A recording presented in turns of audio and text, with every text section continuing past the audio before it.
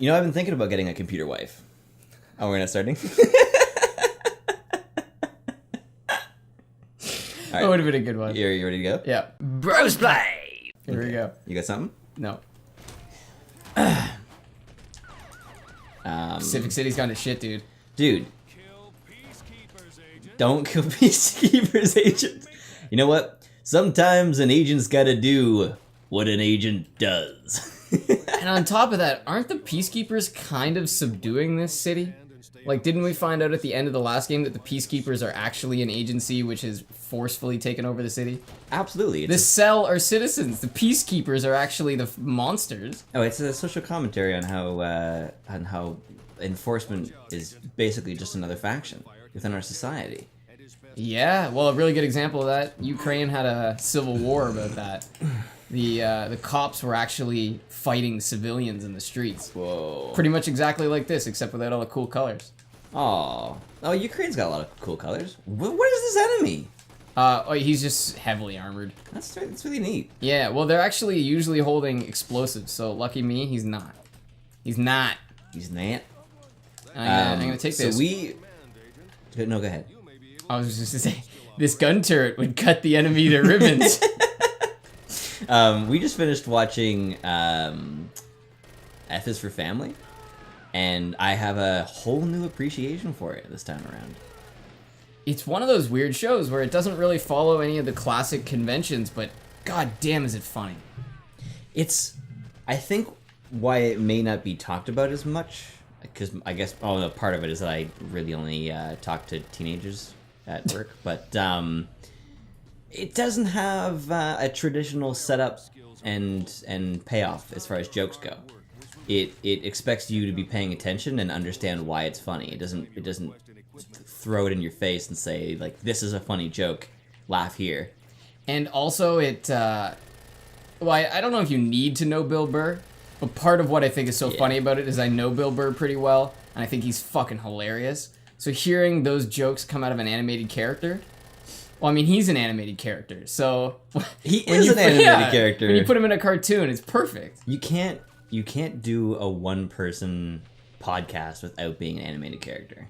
That's a good point. Have you listened to it? Yeah, just segments, but god damn is that ever a talent. Oh, fuck, it's funny. To be able to just fucking start and just, oh yeah, I'm gonna podcast. That was pretty good. That was pretty, like, I know Bill Burr really well, but that was a pretty good impression. That was actually an accident, but, hey.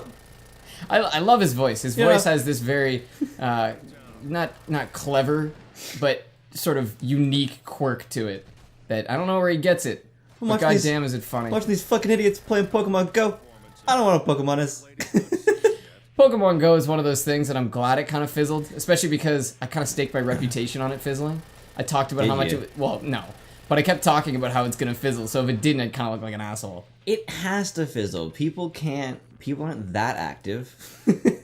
Not only are people not that active, people always give up Pokemon games, because Pokemon games at the end of the day are fairly repetitive. My favorite part of Pokemon Go was seeing some guy... You know what a hoverboard is? Oh, yeah, one of those, like you lean in a direction and it takes you? Yeah, it's like a Segway. Fucking two dumb transportation devices named after things they shouldn't have been named after.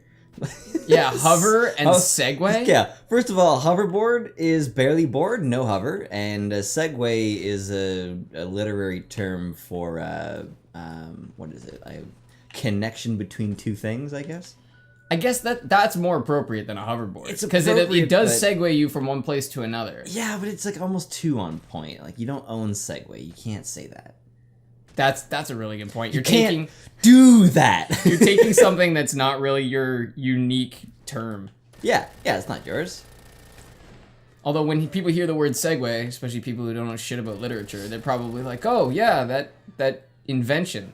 No, that conversation piece, you fuck.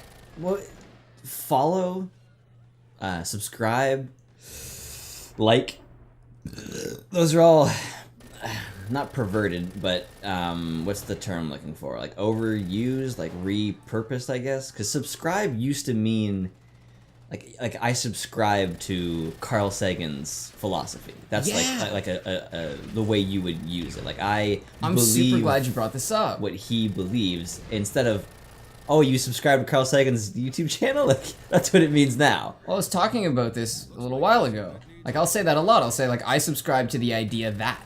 You know, Yeah. it doesn't mean I'm married to the idea, but it means that I'd like to believe it. Or what I've heard makes me believe it.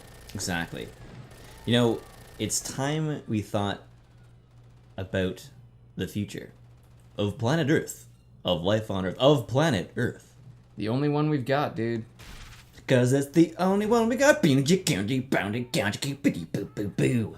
Yeah, it is. It certainly is the only one we've got. And you know what? It's dying. Well, that's not true. Sporty's Gym. It's not dying. We're dying. Oh yeah, I love Neil deGrasse Tyson says, first of all, there's it's really unlikely that the end of the world will ever happen. It's the end of humanity that we need to concern ourselves with. Yeah. Well, and I also figured that the end of the world just means the beginning of something else. Oh, begin anew. There's seeds that only grow after horrid fires. There's ecosystems that thrive off destruction. There's always vulturistic animals in every level of the Food chain? I guess the ecosystem is what I meant. Like different biomes? Yeah. Well, fucking Tyrannosaurus Rex was a scavenger. Yeah. The most iconic dinosaur of all time was this goddamn scavenger. Allosaurus was better. Hey, don't talk shit about Tyrannosaurus. I'm not talking shit about Allosaurus. I mean, sorry, I'm not talking shit about T-Rect. What is that? This is the audio files. You have to stop and files. hold B to pick them up. I don't even want them. I'm not gonna listen to them. You know what I checked out the other day on PlayStation Now? Sonic Generations. I cannot handle its got like a not isometric, like a side angle. It switches back and forth between 3D and 2D, but the 2D sections are so hard for me to look at. Just because the perspective is weird? Yeah, you're moving too quickly.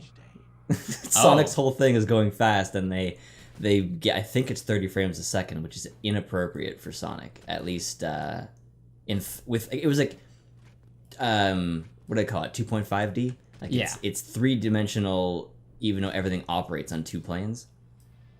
I like that feel, that 2.5-dimensional feel. Yeah, it's a lot of fun. What did it well? Well, I mean, like Link games, like a Link to the Past. Oh, we're talking about different 2.5. I guess they're both kind of 2.5. Yeah, they're their own types of 2.5D. I don't even know That's what like, I just hit. How did Egoraptor describe it? It was like something about a z-axis, right?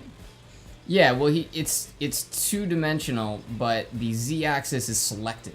Selective z-axis. That's what I was looking for. Yeah, Because the bats, that was his big point. The bats in Link to the Past, you can hit even though they're supposed to be flying over your head. Such a solid point.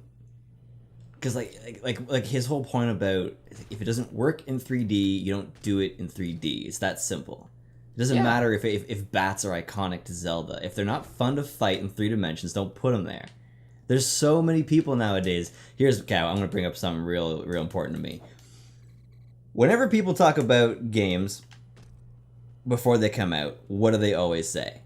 Looks great. Looks great. Thank you. Thank you for saying exactly what I wanted to say. They don't say like, oh, Mafia 3, like the story looks really good. Or, man, that audio engineering. Or, fucking voice acting looks fantastic. It's always looks good. And that's the problem.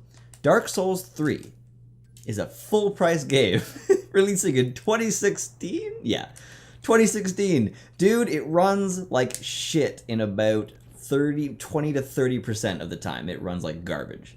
That's a lot. It's a lot. A third of the time. Especially when it's a Twitch gameplay style where if you're not paying attention, you could die in 1 second. There are enemies who just maul you, or like 2 of them will come out of nowhere and you'll just die in a few seconds. So if the frame rate goes from 30 to 15 as a fucking ghoul grabs your face, you don't have time to react.